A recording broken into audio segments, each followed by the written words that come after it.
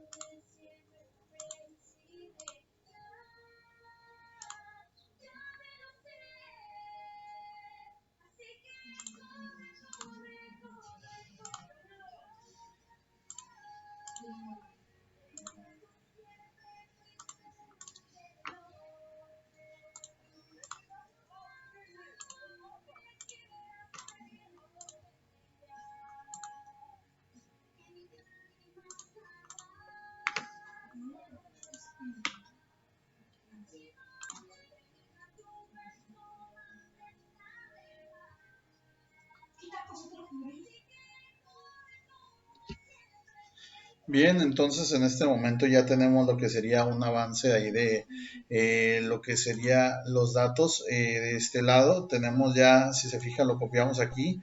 Aquí vamos a cambiarle el nombre también. Vamos a seleccionar,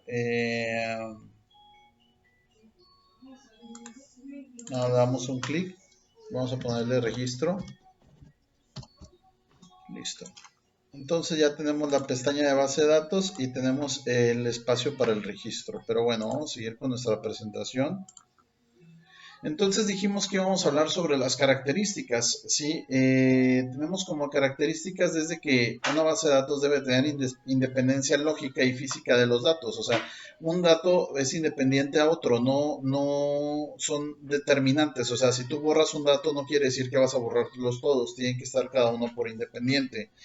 Número dos, redundancia mínima, o sea, de que no deben de estar los datos repetidos. O sea, por ejemplo, si tú le pusiste un dato donde diga la edad, no es necesario poner otro dato que diga en qué año nació, porque eso sería un poco redundante. El número 3 sería acceso concurrente por parte de múltiples usuarios, o sea, que pudieran ingresar a esa base de datos varias de las personas que no tengan un acceso tan complejo. La integridad de los datos, o sea, que los datos sean correctos y consultas complejas optimizadas. O sea, cuando queramos hacer una consulta sea fácil hacerla. Seguridad de acceso y auditoría, o sea, de preferencia hay que ponerle un sistema de seguridad para que quede bloqueado y no pueda ingresar cualquier persona a la que no sea invitado a nuestra base de datos. ¿Sí? Seguridad de acceso y auditoría. Eh, Perdón, respaldo y recuperación, siempre hay que estar guardando un doble registro. O sea, por ejemplo, lo guardas, te funciona, entonces es de preferencia copiar ese registro y guardarlo en otro lado por si el disco duro llegase a fallar, pues tú tienes un respaldo aparte, ¿no? Acceso a través del lenguaje de programación estándar. Debe ser un lenguaje de programación estándar esto por el motivo de que, ¿qué pasa? Si el encargado de la base de datos ya no es la misma persona, sale esa persona, entonces ahí se vuelve un conflicto porque no hay quien lo sepa manipular, así que eso podría ser un grandísimo problema. Bien, continuamos. El diseño de las bases de datos. El diseño de una base de datos es un proceso que se guía por varios principios bien definidos partiendo de un dominio del cual se obtendrá un modelo conceptual, seguidamente un modelo lógico, el cual se debe aplicar normalización y finalmente obtener un modelo físico y poder implementarlo. O sea, lo que yo vengo haciendo en el Excel, ¿sí? Bien, ¿con qué debe cumplir? ¿Cuáles son los objetivos? Es conocer las etapas que integran el diseño de la base de datos, establecer conceptos pertenecientes a la normalización de la base de datos, desarrollar ejemplo práctico basado en un sistema de información preestablecido, aplicar técnicas de modelo conceptual, transformar un modelo de datos conceptual en un modelo lógico en tercera forma normal. O sea, hay tres formas, primera forma normal, segunda forma y tercera forma. Se va a ir como que adaptando para que quede mejor hecha esta base de datos. Si voy un poco rápido es para poder abarcar todos los temas, así que sí les pido de favor que si en algún punto se traban, bueno, pueden regresar un poquito el video para que les quede claro. Primero el diseño. El diseño de una base de datos no es un proceso sencillo. Habitualmente la complejidad de la información y la cantidad de requisitos de los sistemas de información hace que sea complicado. Por ese motivo, cuando se diseñan bases de datos es interesante aplicar la vieja estrategia de dividir para vencer. O sea, que varias personas estén registrando o que estén dándole lo que sería el formato. ¿Sí? Vamos a ver la etapa del diseño conceptual. En esta etapa se obtiene una estructura de la información de la futura base de datos independientemente de la tecnología que se empleará. No se tiene en cuenta todavía qué tipo de base de datos se utilizará, relacional, orientada a objetos o jerárquica.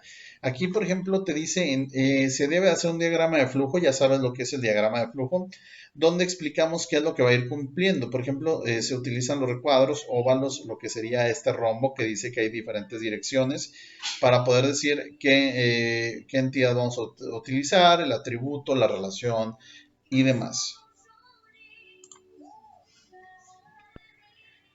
Después de ello sigue la etapa del diseño lógico, que es sencillo. En esta etapa se parte del resultado del diseño conceptual, que se transformará en el tipo de base de datos que vamos a utilizar. Más concretamente, es preciso que se ajuste al modelo del SGBD con el que se desea implementar la base de datos. Bien, creo que hasta aquí voy a dejar este video para ir al video número 3.